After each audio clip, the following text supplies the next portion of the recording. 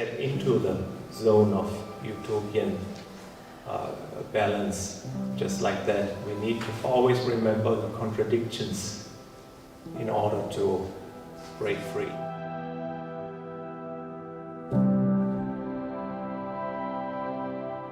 I think in general, a utopia is not a place where we can go. It's like a hidden space if we imagine a temple or a church that is accessible, and there's another space behind it. And so we're not supposed to exist in heaven. So I try to introduce what you might call polarity or negativity, just to explain that we will get away from it, but still we can step into the zone of utopian balance. Just like that, we need to always remember the contradictions in order to break free.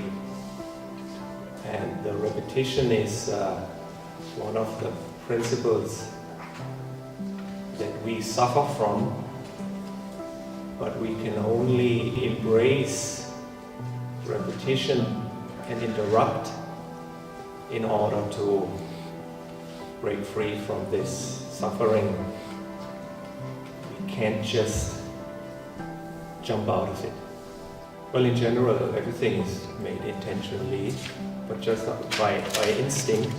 For a lot of people, if they see it for the first time, they might see these women or girls, consider them as maybe young.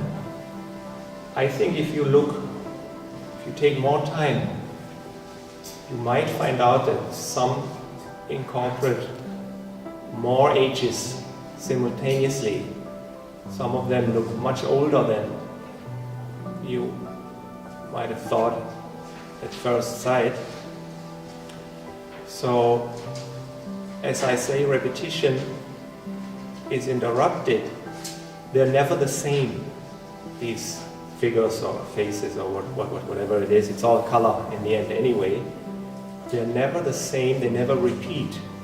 Their age never repeats.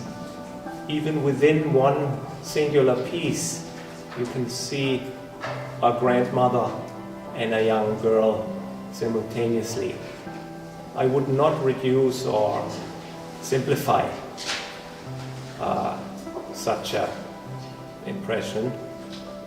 And the Virgin Mary thing, whatever it is, it's a specific category in painting, more than just in making a portrait or finding out who it is or what age it is and whatever. It's a category of universality. We can only embrace and accept it.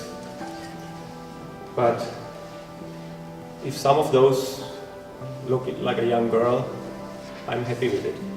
When I came up with this term, Frieden Siemens, it was more than, 25 years ago.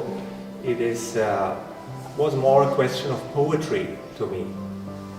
I didn't think of any theoretical background or any notion of provocation or anything. It was for me just a poetic image of sound and beauty. So I thought these words to me belonged together. I didn't think of any consequences, as I am in general with art making is very irresponsible. Especially when I was young, I did everything seemed to me as irresponsible as possible. We should definitely, if we think about these topics, we should consider the big corporations not as our friends. Reality is constructed through them and by them, but our own perspective is irresponsible, irrational.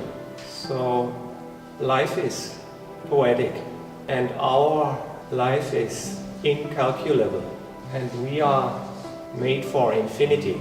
The corporations will not be able to control this.